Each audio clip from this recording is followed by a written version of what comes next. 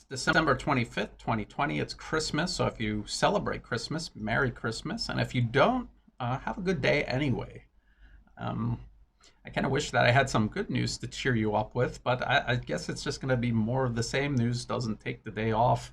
And this kind of leapt out at me, and I wanted to cover it. And it's about the West's hypocrisy when it comes to free speech.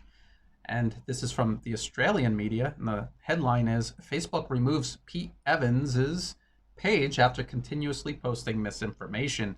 Facebook has deleted the disgraced chef's profile for spreading misinformation that could lead to imminent physical harm. So I never heard of Pete Evans before I read this. I have no idea who he is really. Pete Evans has finally been silenced. Okay, they removed his profile because they said it was spreading misinformation and could lead to imminent physical harm. In a statement, a Facebook spokesperson said, "We don't allow anyone to share misinformation about COVID-19 vaccines that have been debunked by public health experts." Now, I know I said this is about the West's free speech hypocrisy, but I just want to point out that being debunked by public health experts, if people are skeptical of something that's debunked by public health experts, if they're not satisfied by a public health expert debunking something, that might be because companies like Pfizer, who are making the COVID-19 vaccines, are regularly investigated and fined heavily for bribing exactly these people to claim that they've debunked misinformation about vaccines and other products made by immensely corrupt pharmaceutical corporations like Pfizer. This is from November 2020. That's this year. That's as Pfizer is making the COVID-19 vaccine and people are getting jabbed by it. They're being investigated for foreign bribery probes for Chinese and Russian operations.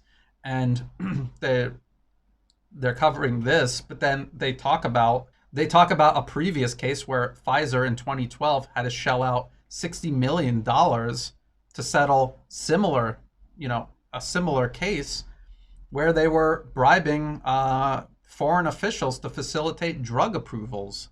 And why would you need to bribe someone to approve of a drug that was effective, safe, and necessary? And the answer is you wouldn't need to. You would only do that if it wasn't safe, wasn't effective, or wasn't necessary. And so a company that does that and that is now making COVID-19 vaccines, are people wrong to not only not trust Pfizer, but not trust people Pfizer might be paying off? And how would we know? Because look at this. They're allowed to settle the charges over and over again. If you follow Big Pharma, all the companies do this. And you'd say 60 million, that's a lot of money. It's not. It's the cost of doing business. Settling this so that they don't get investigated and people don't go to jail. That's how they do their business. And yes, they are most definitely bribing people. They're bribing doctors to sell stuff to people that don't need it. They're bribing regulators to approve things that should never be approved. And they bribe people in the media. They bribe everybody. And when the police start investigating, they try to bribe the police as well. It's all documented. GSK does it. Johnson & Johnson was selling baby powder tainted with asbestos. They knew it. They covered it up. And then they paid their settlements. And now they're making COVID-19 vaccines. So, forgive people for not trusting the corporations or trusting the people that are supposed to keep them in check, because the corporations are corrupt, obviously, and the people that are supposed to keep them in check are not doing their job. So I got a big problem with this right here. And again, I don't know what Pete Evans said or did, and I'm not defending it, and I'm not detracting from it. I'm just saying this right here is problematic. But this video is actually about them taking this guy down. Now, you could argue that Facebook is a private company and they could take anyone off their platform that they want, but we know that Facebook and Twitter and other forms of social media, that's the modern day town square. And we know all of these companies work hand in hand with the government. And we know that if the government and these corporations tell social media companies this can be said, this cannot be said. That's how they determine who stays and who goes. It's censorship. It's just, the West is very sneaky about the way they do it, but it's still censorship. This guy has still been censored and silenced. And by the way, I mean, you might say, well, in Thailand, you can go to jail for defamation. It's true. And you could go to jail for defamation in many countries, including Western countries. And Pete Evans might not be going to jail, but his livelihood has definitely been ruined or set back significantly. I mean, anyone who builds up a presence on social media and makes a living doing that, they understand what a blow it is to be taken off that platform, quickly. So that's censorship right there. And my point is, for the West, if that's where they want to draw their lines of what can and cannot be said, that's up to them. That's for the people in the West to argue about, to debate, to oppose, to fight against. That's their business. That's that society's business about what is and isn't protected speech.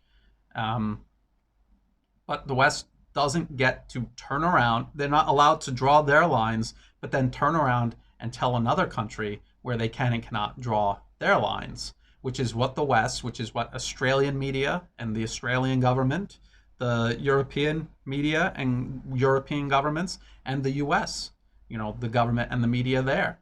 They have all dictated to Thailand of what should and shouldn't be allowed to be said by protesters that are, by the way, being backed by these governments, funded and backed by these governments. And so this is the supreme hypocrisy that I'm trying to kind of point out here, that the West demands free speech, in these countries that it targets, countries whose political systems they want to manipulate and interfere in.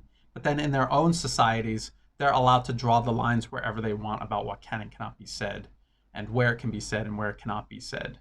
So I just thought that was pretty ironic. I thought it's ironic that Facebook is doing this to people like Pete Evans, but Facebook is also ignoring the Thai government when the Thai government asks them to please take down accounts in Thailand who are violating the law, and where it's a clear case of criminal defamation. It's not just a guy disagreeing with a corrupt pharmaceutical company. This is criminal defamation that people are engaged in here in Thailand, backed by the US, backed by Europe, that Facebook refuses to take down. So it's hypocrisy, and it's agenda driven. There are no principles here. The West's principles of free speech, that's something they hide behind, and they pick and choose when to use it, and they pick and choose when it suits their own self-serving agenda. So I just thought I would throw that out there. Sorry I didn't have something more cheerful to go over on Christmas. I'll try again next time, maybe for New Year's. But to my patrons who make these videos possible, thank you so much.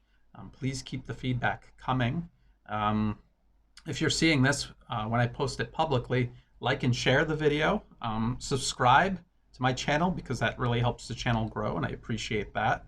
Check the video description for links to the article that I just covered, and to the Pfizer the Pfizer article about their corruption, and the fines that they had to pay in the investigation that they're under right now. But also for ways that you can help support my work, like through Patreon. Through Patreon, not only are you helping support my work monthly, I'm also trying to kind of build a community around it.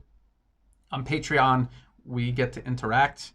I get to interact with people who support my work on a daily basis. They get extra content and benefits in return for supporting my work. And to people who are supporting me in every way, even if you're just liking and sharing my videos, thank you so much. And as always, thank you for watching.